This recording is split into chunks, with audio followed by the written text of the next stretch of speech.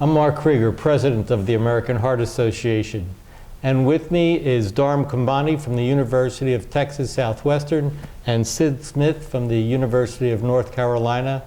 We're at the ACC meeting in Chicago, and at today's late-breaking clinical trials, we heard the results of the Gauss 3 trial. So Gauss 3 is a trial of statin-intolerant patients, intolerant in terms of having muscle problems, and they were randomized to evolocumab 420 milligrams subcutaneously once per month, or ezetimibe 10 milligrams PO daily. And the endpoints were reduction in LDL cholesterol, and importantly, the incidence of muscle problems in patients treated with either of those two drugs.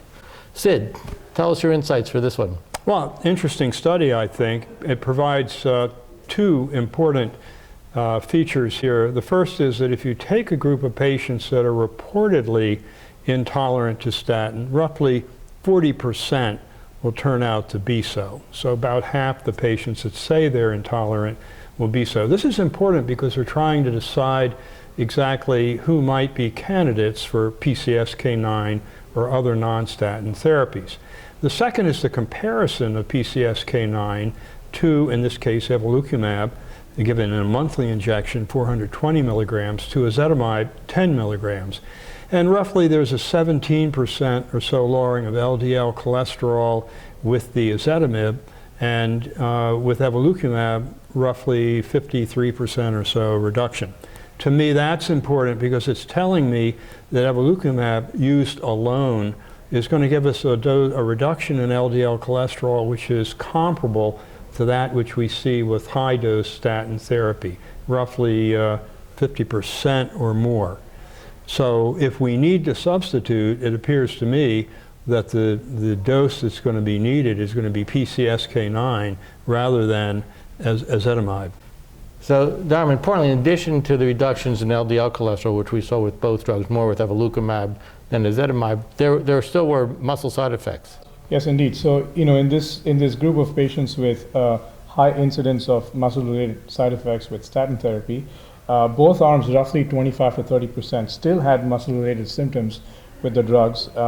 However, muscle-related symptoms resulting in study drug discontinuation was about 7% with ezetimibe and less than 1% with evolocumab. So here we're seeing comparable reductions in LDL cholesterol between evolocumab and high-dose statins, about a 50% reduction. Lots of outcome data in terms of cardiovascular events with the statins. Don't have that yet with evolocumab. No, we don't. We are expecting those data sometime in 2018 if the trials underway finish. But it's essential that we have outcomes data in terms of making reasonable guideline recommendations. And we've seen in the past with other agents where there was a favorable response to the lipid panel, the lipid profile, torcetrapib, evacetrapib, and yet in spite of the favorable effect on the surrogates that we see with the lipid panel, the outcome data were not favorable or were neutral. So we need the outcome data. Right. The signals to date for the PCSK9 inhibitors have been encouraging, but the real clinical trials that will confirm that are pending. Right. But nonetheless, we now have some encouraging data that in those patients, and we experience them all the time, that cannot tolerate a statin, there will be or could be an alternative therapy. So an important study being released here today, adding additional information to our ability to treat patients who require lipid-lowering therapy.